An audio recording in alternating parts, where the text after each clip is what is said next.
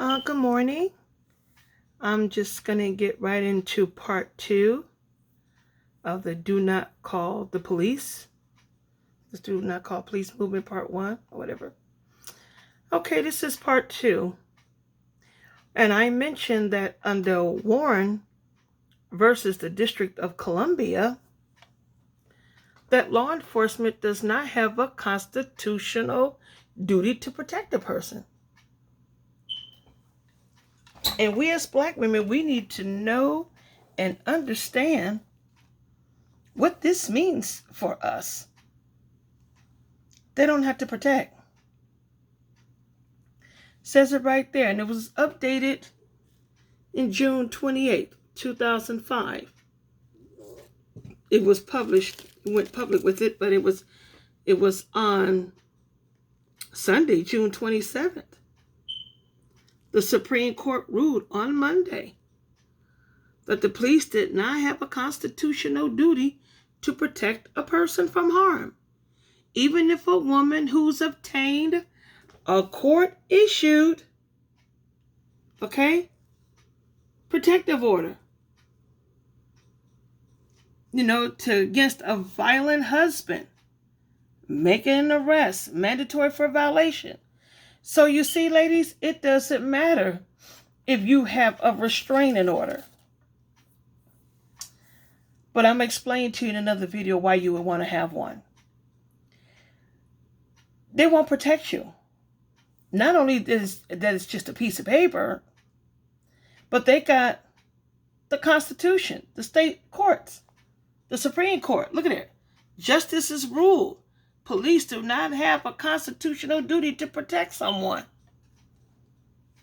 It's right there. It's right there. They don't have the constitutional duty.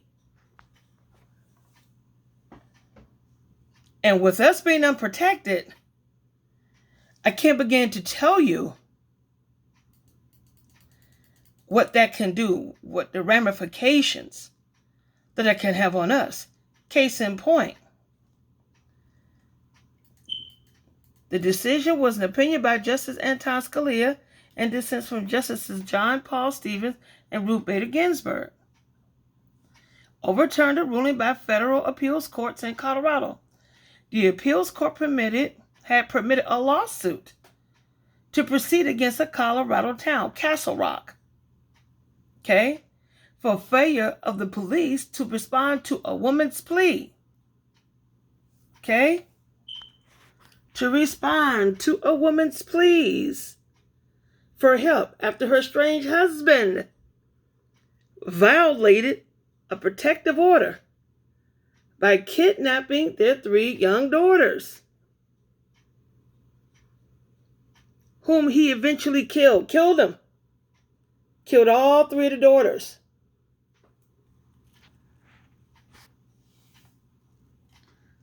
But for the hours on that night of June 22nd, 1999, Jessica Gonzalez tried to get the Castle Rock police, to find and arrest her estranged husband, Simon Gonzalez, who was under court order to stay 100 yards away from the house. But this guy, he took the kids, 7, 9, and 10, took them as they were playing outside. Called her up.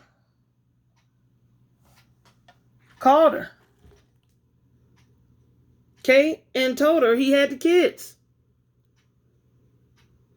Had them in the amusement park. This is in Denver.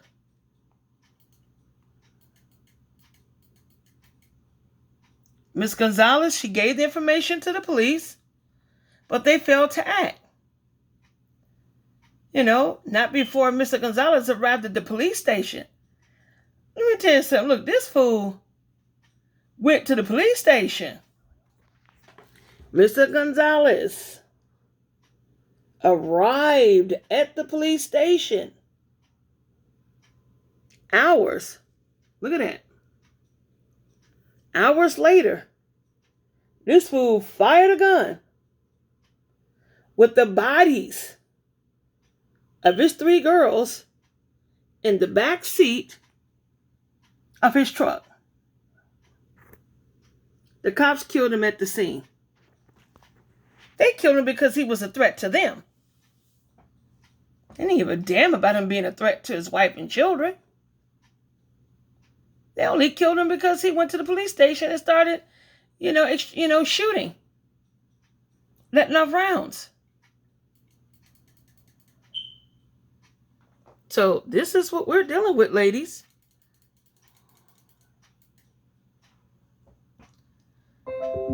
Okay, the theory of the lawsuit that Ms. Gonzalez filed in the district court in Denver was that Colorado law had given her an enforceable right to protection by instructing police on the court order that you shall arrest or issue a warrant for the arrest, of a violator. She argued that the order gave her property interest within the meaning of the 14th Amendment. See, people need to understand something. The 14th Amendment is equal protection under the law. 14th Amendment, equal protection under the law. So you know what that means? The law says that they don't have a duty to protect you. So the 14th Amendment is not in violation here. There's no guaranteed due process. It prohibits the deprivation of property without due process. It's sad. And it's, and a lot of people really don't know or are aware of this fact. Under, Warrant versus District of Columbia. You can look it up if you think I'm BSing. This here is from the New York Times. Right there, New York Times. Right there. No duty. No constitutional. So you have equal protection under what the law is. But the law says that they don't have a constitutional duty to protect anybody. So there goes that 14th Amendment.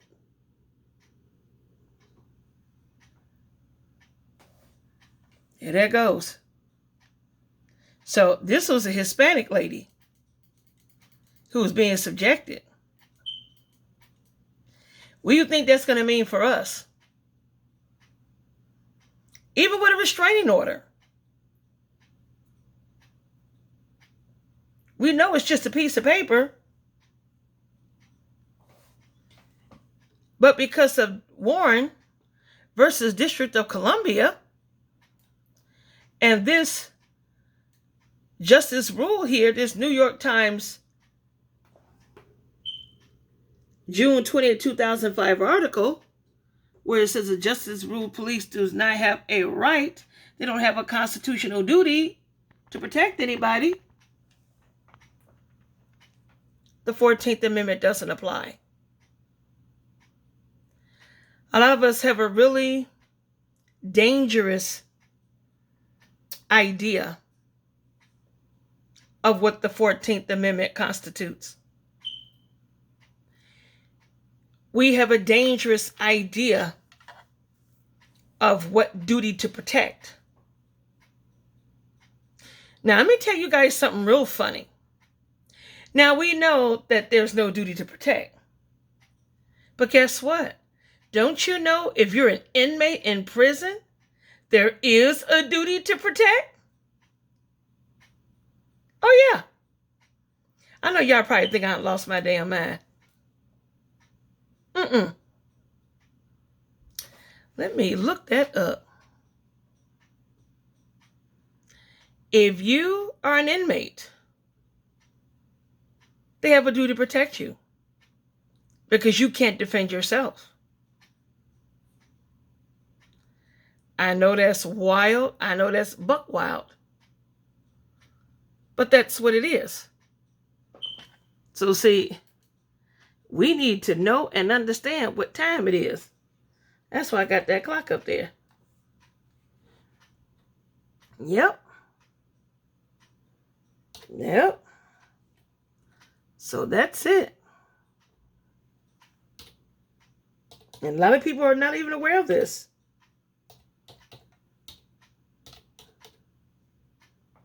Yep, that's what it is. This is what it is. But, if you're in the public, no.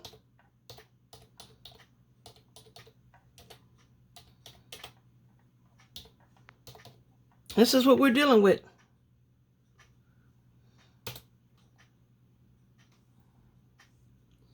This is what goes on here. Inmates get protection. So do police officers. Ex-cops, they put them in protective custody. Yep. This is what's going on. See, here it is. Although prisoners don't have full constitutional rights, they are protected by the 8th Amendment. Yes, cruel and unusual punishment and all that good stuff.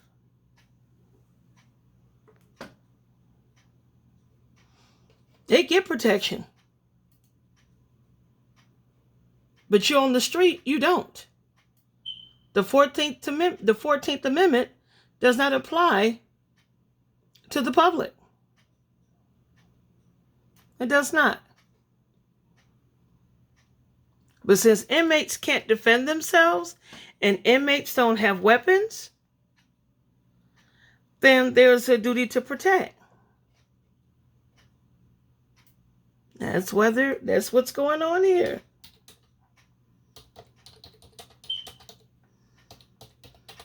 And I know we look at how backwards that is. It's very backwards.